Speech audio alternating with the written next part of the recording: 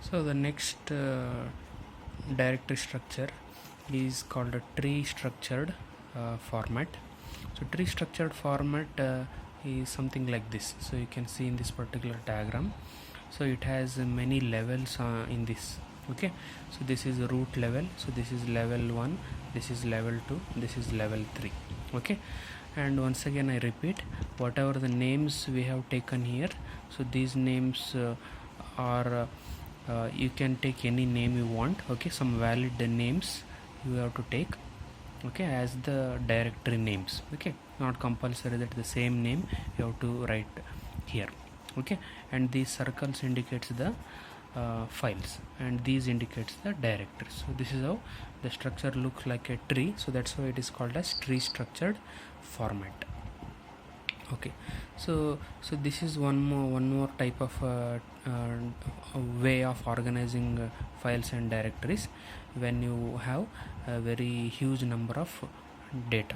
Okay, and how we try to access any file in this type of directory structure is using two methods. So this is absolute path name and relative path name. Okay, so suppose you want to access any file, say suppose in the directory stat, so this is a directory which contains certain file here. Okay, I want to access this file.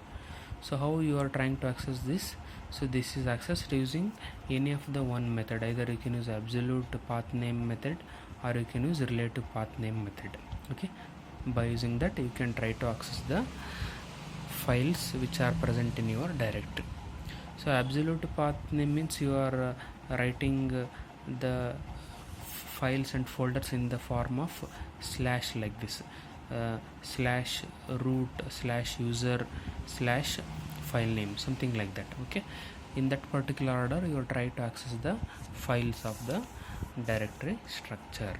Okay, so the next thing in directory structured format is acyclic graph directory structure. Okay, so in acyclic graph directory structure, so here we are trying to use files which are shared among two or more folders or directories, something like this.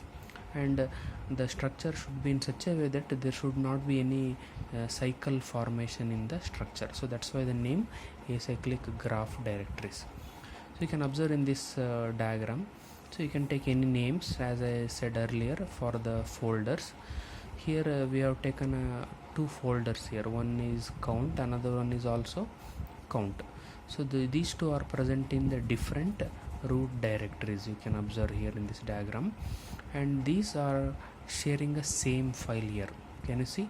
So such type of organizations if you want to do in your systems, then you can go for acyclic graph directories. Okay. So the last one which you can able to see in directory structured concept is general graph directory structure.